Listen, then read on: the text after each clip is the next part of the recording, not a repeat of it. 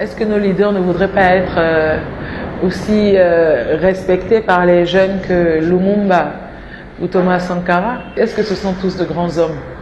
Est-ce qu'ils ont envie de sortir tous par la grande porte de l'histoire? Il y en a beaucoup qui ont fait le choix de l'argent, il y en a beaucoup qui ont fait le choix du luxe, il y en a beaucoup qui ont fait ces choix-là. Ils ont peur de mourir. De toute façon, on va tous mourir.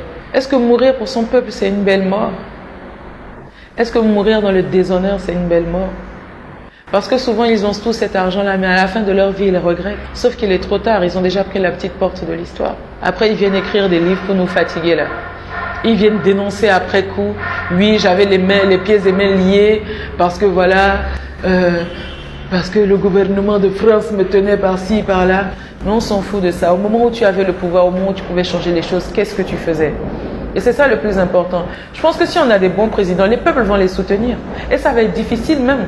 Si on a des présidents qui expliquent que, écoutez, aujourd'hui on a découvert du pétrole dans le pays, et puis maintenant ils veulent réveiller telle rébellion, ils veulent réveiller tel mouvement, ou bien il y a une armée qui est à nos portes. Les peuples vont s'unir. Donnez-nous l'information. On n'est pas bêtes. Aujourd'hui on a compris quels sont les enjeux. Qu'ils nous parlent. Mais avant de pouvoir nous parler, avant qu'on soit solidaires d'eux, il faut qu'ils travaillent pour nous.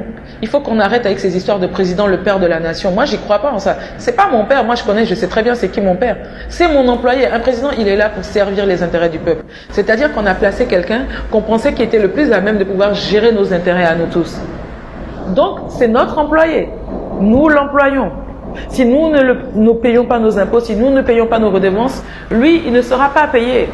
La plupart des opposants qui sont là, ils sont juste opposants au fait qu'ils ne sont pas au pouvoir. Ils ne sont pas opposants à des politiques. Parce que quand ils se retrouvent au pouvoir, ils ont les mêmes comportements que les comportements qu'ils dénonçaient avant. C'est des bouffons, quoi. Franchement, c'est des bouffons. Moi, je vous dis la vérité, hein, je ne crois plus en ces gens-là, en fait. Parce qu'à chaque fois qu'il y a une petite opportunité, on voit comment ils transhument, il y a la transhumance, on voit comment ils sont affairistes, eux aussi, ils dénoncent des choses, mais après ils sont aussi dans des histoires pas claires, tu sais pas, ils sont bizarres. Et en plus, c'est des gens qui se disent que je sais pas au nom de quoi, eux ils méritent plus que quelqu'un d'autre d'être président. C'est comme si c'est un droit. Franchement, tous ces gens-là, ces politocards-là, ils nous ont pris en otage. C'est ça la vérité, ils nous ont pris en otage. Donc, il y a plein de peuples dans plein de pays qui n'ont plus confiance en leurs oppositions. Parce qu'il y a plein de révélations qui sont faites sur déjà même les rapports entre l'opposition et le gouvernement. Et on se rend compte que souvent l'opposition a écrit parce qu'elle a dû demander quelque chose au gouvernement que le gouvernement ne lui a pas accordé. Donc elle ne crie même pas parce que les intérêts du peuple sont menacés, parce que les promesses électorales n'ont pas été respectées. Nous avons besoin d'un vrai leader d'opinion. On avait besoin de quelqu'un qui vienne pour travailler. Il faut qu'on ait des présidents patriotes en Afrique. Voilà. On nous tient par la peur. Il faut qu'on arrête d'avoir peur. De plus en plus de jeunes commencent à prendre conscience. Et on commence à prendre encore plus conscience de notre force. Parce que non seulement nous parlons leur langue et nous parlons nos langues, nous comprenons les codes du monde en tant que jeunes Africains. Tellement tout le monde nous envahit là. Nous comprenons tous les codes et nous devons nous en servir comme richesse. N'ayez pas peur. Aujourd'hui, personne ne veut de l'Africain, mais tout le monde veut de l'argent de l'Afrique.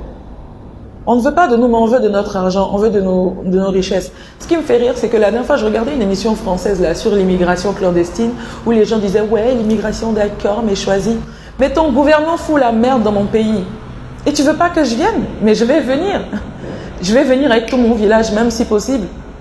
Parce que tu as, comment on appelle ça, tu as balkanisé mon pays, tu as transformé mon pays en enfer sur terre et tu veux pas que je vienne? Mais je suis les richesses de mon pays. Tu viens, tu pilles là où mon diamant, mon pétrole, mon uranium part là. Mais je suis à la trace les richesses de mon pays. À un moment, il faut qu'on soit conséquent. Et il faut que les autres peuples aussi soient solidaires des Africains. Les autres peuples, parce que moi je fais la distinction. Leurs gouvernements sont des criminels. Mais souvent les peuples ignorent ce que leurs gouvernements font. La majorité des peuples occidentaux ignorent en fait aujourd'hui le niveau de vie qu'ils ont. Ils ignorent en fait comment c'est fait. Ils ignorent le nombre de millions de morts qu'il y a en Afrique.